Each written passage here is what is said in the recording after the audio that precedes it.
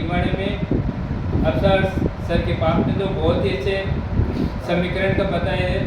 Sir अभी क्या माहौल चल रहा है यहाँ पर? चेतन भी है, यूनुस खान भी है और जितेंद्र सिंह जोधा भी है, तो आप बता सकते हो यहाँ का समीकरण क्या है? कुछ समय पहले भिवाड़ा में किसी भी प्रकार का कोई राजनीतिक शोर नहीं था। अगर ये सीट बीजेपी से जितेंद्र सिंह जोधा जी को दे दी जाती और मंत्री यूनुस खान इस्तीफा देकर नहीं लड़ते चुनाव, तो भिवाड़ा में किसी प्रकार का चुनाव का कोई शोर नहीं होता और एक तरफा श्री चेतन जी चौधरी चुनाव जीत जाते।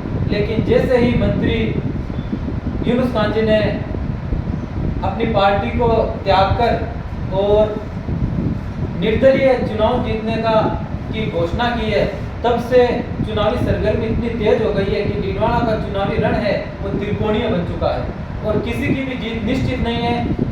एक तरफ चेतन जी चौधरी हैं जो अपने 5 साल का काम गिनाएंगे, दूसरी तरफ जितेंद्र जी जोधा हैं जो अपने पार्टी के बल पर चुनाव जीतना चाहेंगे, तीसरी तरफ मंत्री यूनुस खान है जो अपने गत 5 वर्षों का चुनाव प्लस एक सेंटिमेंटल या इमोशनल कार्ड भी रख सकते हैं जिस तरीके से पार्टी ने उनको दरकिनार किया है, एक वो पॉइंट। दूसरी तरफ वो शेड्यूल कास्ट के वोट, मुस्लिम समाज के वोट और कह रहे हैं कि 36 कौम के अलग अलग नेता, इसके अलावा अलग अलग पार्टियों के जो लंबे समय से जुड़े हुए नेता थे वो भी अपनी अपनी पार्टियां छोड़कर मंत्री को समर्थन दे रहे हैं। तो तीनों ही पार्टियों को देखते हुए अब पलड़ा आज के समय में मंत्री यूनुस खान जी का भारी लग रहा है। इसके पीछे कारण ये भी है कि युवा शक्ति जोर शोर से उनके पीछे भाग रही है और मुस्लिम खेमा जो एक समय में बटा हुआ था और भ्रमित रहता कि मुस्लिम समाज के प्रत्याशी को वोट दे तो दूसरी तरफ बीजेपी पार्टी दिखती,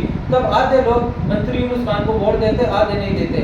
अब उन्होंने चूंकि बीजेपी की पार्टी छोड़ दी है तो पूर्णतः 100% मुस्लिम समाज का वोट मंत्री यूनुस खान को एक साथ बढ़ता हुआ दिख रहा है। दूसरी तरफ शेड्यूल कास्ट है वो बीजेपी से परेशान है और सुनने में आया कि बढ़िया ब्राह्मण भी इसलिए नाराज है बीजेपी से क्योंकि किसी भी क्षेत्र में बहुत ही कम बढ़िया और ब्राह्मण समाज के प्रतिनिधि बीजेपी सरकार ने खड़े किए हैं। तो भिवाड़ा में पूर्णतः अब यह लग रहा है कि मंत्री यूनुस खान की विजय भारी मतों से होने जा रही है। आपका बहुत बहुत धन्यवाद श्रीमान सिकंदर जी।